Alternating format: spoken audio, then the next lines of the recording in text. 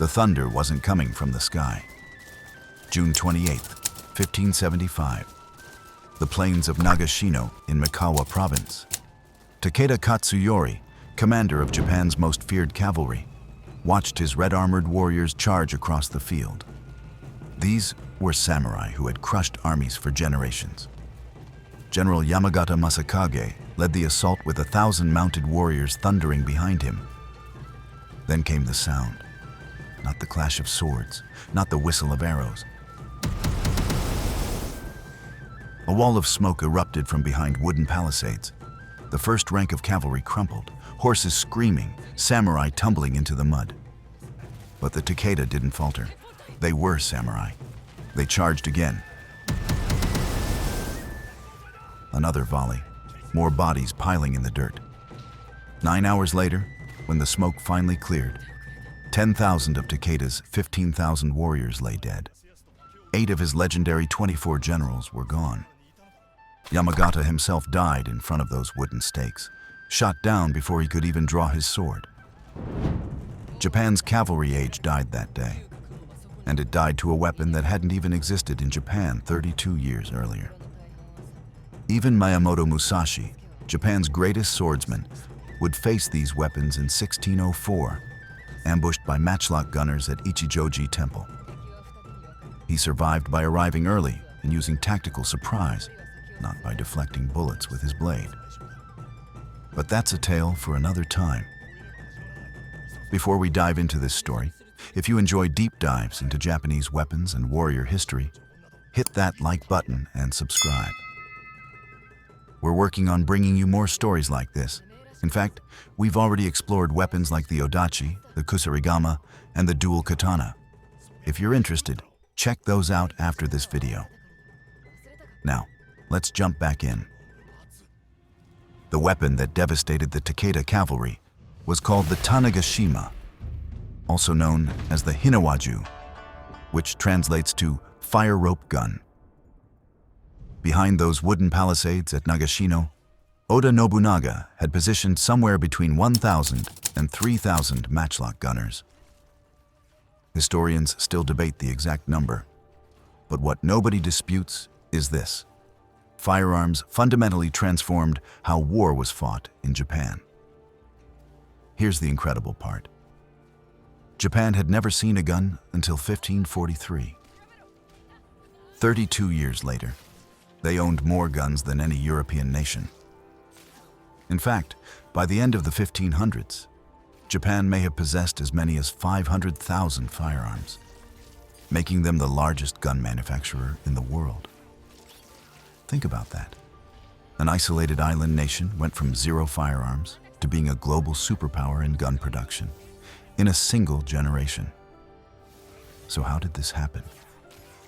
How did samurai warriors, famous for their swords and honor codes, become the world's most enthusiastic adopters of gunpowder weapons? And if guns were so dominant, why did they eventually disappear from Japanese warfare? The story of the Tanegashima is one of lightning-fast adaptation, battlefield revolution, and a mystery that has confused historians for centuries. The year was 1543. A Chinese junk carrying 2 Portuguese adventurers, Antonio Mota and Francisco Zeimoto, was blown wildly off course during a typhoon. The ship made an emergency landing on a small island called Tanegashima off the southern coast of Kyushu. The local lord, Tanegashima Tokitaka, came down to the beach to investigate these strange foreigners. The Portuguese carried odd metal tubes slung over their shoulders. When they demonstrated what these tubes could do, the explosive crack, the smoke, the way a lead ball punched clean through a wooden board from 50 paces away. Tokitaka understood immediately. This was power. He purchased both matchlock muskets from the Portuguese traders for what historical sources describe as a substantial sum, possibly enough money to buy a small castle. But Tokitaka wasn't just collecting curiosities. He had a plan. Tokitaka handed one of the guns to his master swordsmith, Yaita Kinbi Kiyosada, with a simple order: copy this. Kiyosada examined the weapon carefully, The barrel? He could forge that. Japanese metalworking was among the finest in the world. The wooden stock? Simple carpentry. The serpentine mechanism that held the match cord? Tricky but manageable. Then he found the problem. The screw. The gun barrel had a helical screw thread holding the breech plug in place, a technology that didn't exist in Japan. Japanese metalworking used rivets, pins, hammering, and forge welding, but not precision threading. Kiyosada tried everything. He carved threads by hand. He heated metal and tried to twist it into shape. Nothing worked properly. For nearly a year, the entire project stalled on this one technical problem. Then, in 1544, the Portuguese returned. This time they brought a blacksmith. Within days, the secret was unlocked. The Japanese now had the final piece of the puzzle. What happened next would have shocked even the Portuguese. By late 1544, barely 1 year after the first guns arrived, Tanegashima were being mass-produced across Japan. Production centers sprang up in Sakai near Osaka, in Kunitomo in Shiga Prefecture, and in Kunisada. These weren't small workshops making a few dozen guns. These were industrial-scale operations. Why so fast? First, the timing was perfect. Japan was in the middle of the Sengoku period, the Warring States era that lasted from 1467 to 1600. The entire country was locked in constant warfare. Every daimyo, every feudal lord, desperately wanted better weapons. There was unlimited demand. Second, Japan already had the infrastructure. Centuries of sword-making tradition meant every province had master metalworkers who understood steel, forging, and precision crafting. These craftsmen quickly adapted their skills from swords to guns. Third, Japan was in an economic boom. Gold and silver mining had reached its peak, giving the warlords cash to spend on weapons. And fourth, perhaps most importantly, the Japanese didn't just copy the Portuguese design. They improved it. They made the guns lighter. They lacquered wooden boxes to protect the firing mechanism from rain. They experimented with larger calibers for piercing armor. They developed techniques for volley firing. The numbers tell the story. By 1549, just 6 years after guns arrived, Oda Nobunaga was ordering 500 matchlocks for his armies. By 1553, an estimated 300,000 guns had been produced.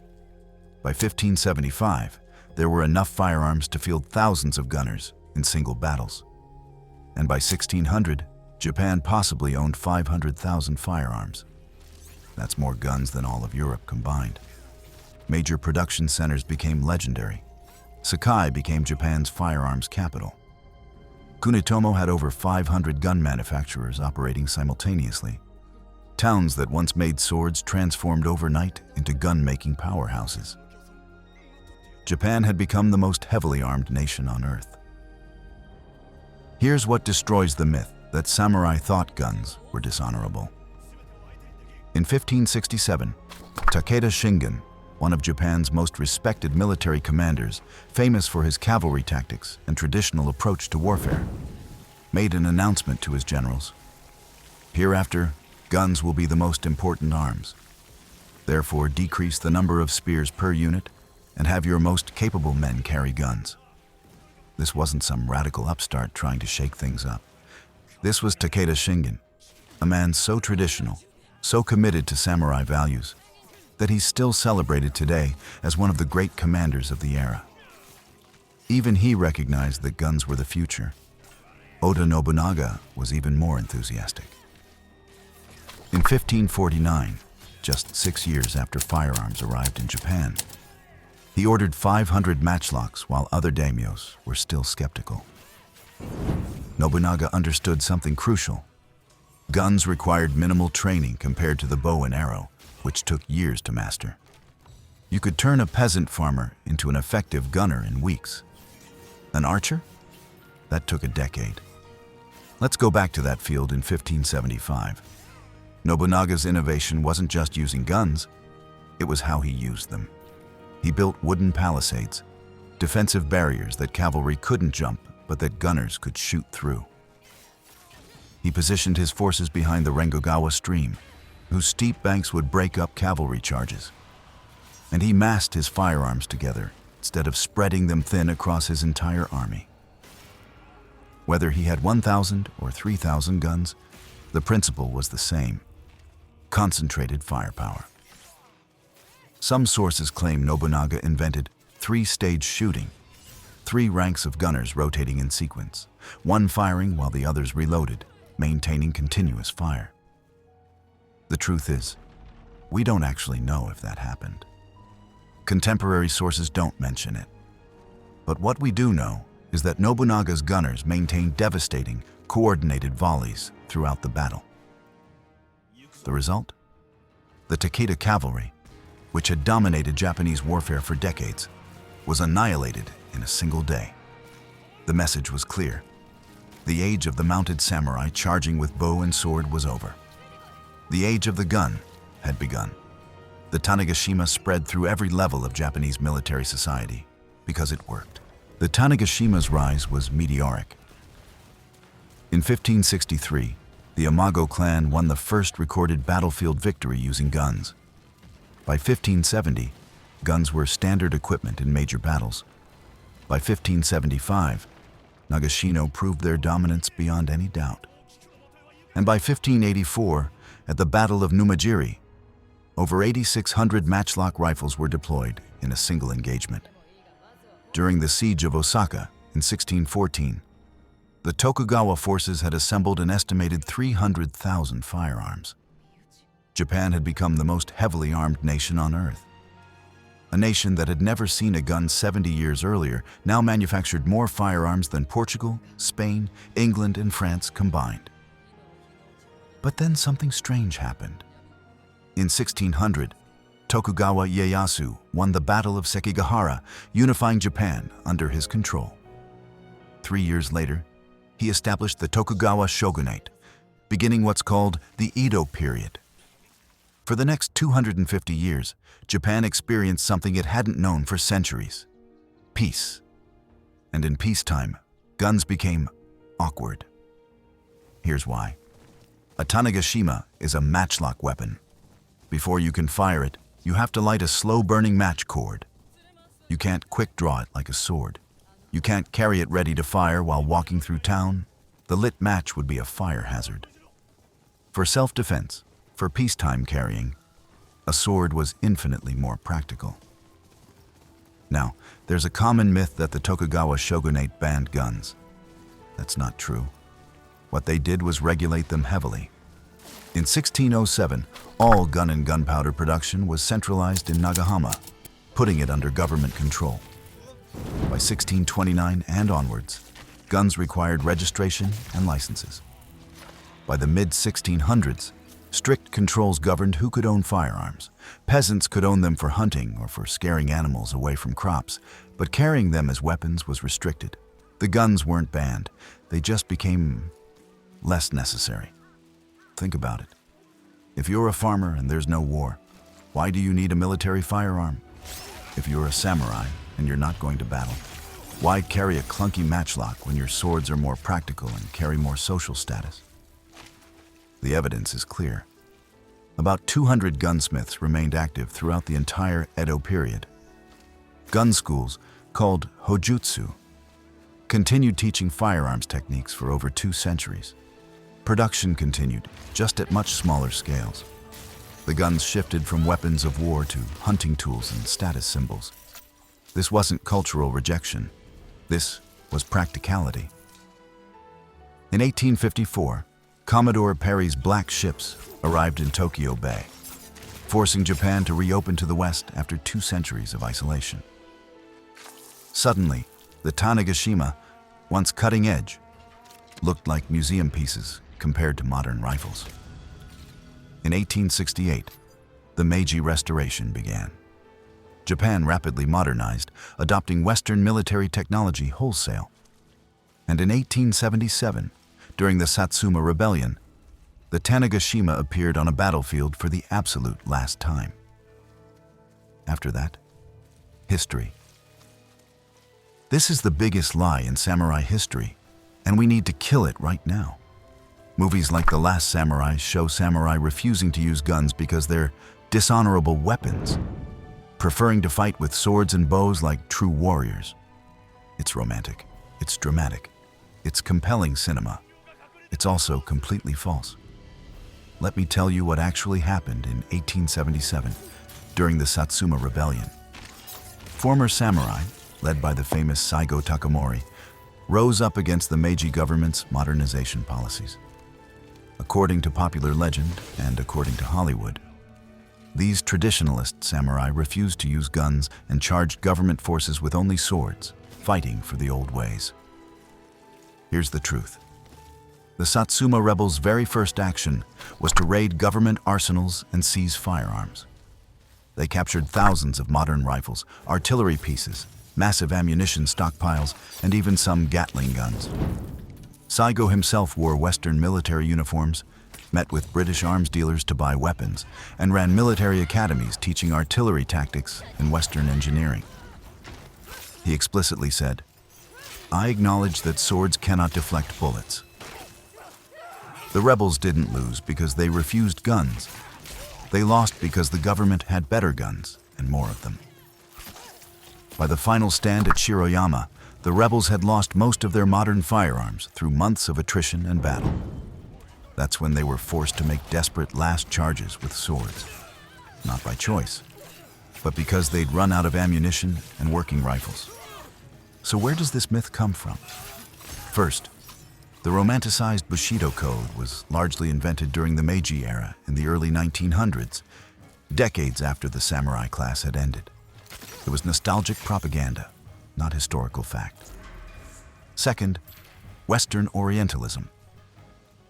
Europeans and Americans wanted to believe in noble samurai who valued honor over practicality. It made for better stories. Third, a book called Giving Up the Gun by Noel Perrin, published in 1979, which claimed Japan voluntarily abandoned firearms. The book has been widely discredited by historians, but continues to influence popular culture. And fourth, movies, anime, and manga that prioritize drama over accuracy. The reality? Samurai were pragmatic warriors. They used whatever weapon won battles. Period. Takeda Shingen, traditional cavalry commander, ordered his men to carry more guns. Oda Nobunaga built his entire strategy around massed firepower. Tokugawa Ieyasu unified Japan partly through superior use of firearms. These were the most successful samurai commanders in Japanese history, and they all embraced guns enthusiastically.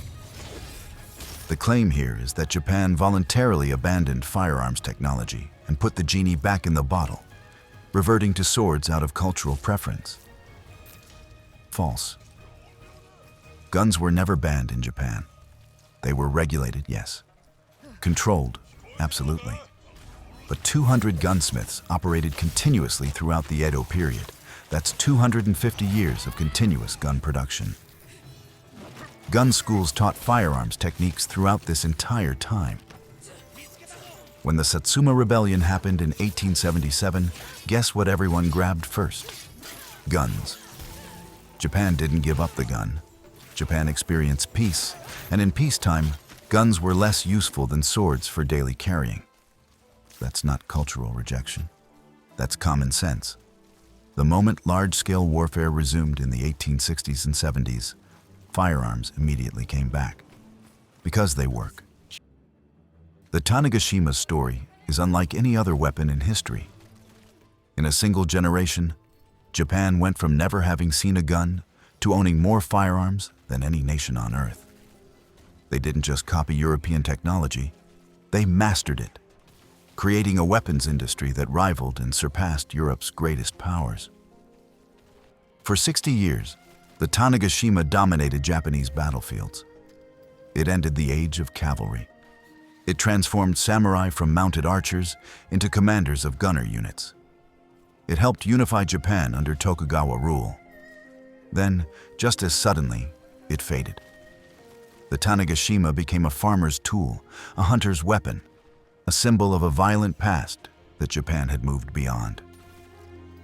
Until 1854, when Commodore Perry's ships arrived and Japan realized the world had moved on without them.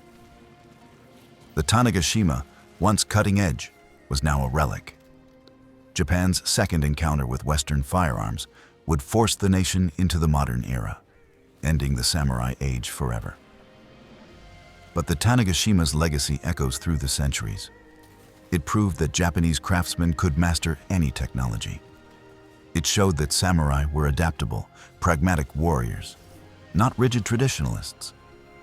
And it changed the entire trajectory of Japanese history. From a storm-tossed Portuguese ship in 1543 to the end of the samurai era in 1877. The next time someone tells you samurai never used guns because they were dishonorable, remind them of this. The most successful samurai commanders in history, Nobunaga, Hideyoshi, Tokugawa, all embraced firearms. The real dishonor? Losing a battle because you were too stubborn to adapt. Thanks for watching. If you enjoyed this deep dive into the Tanegashima, let me know in the comments what weapon we should cover next. Hit that like button, subscribe, and I'll see you in the next one.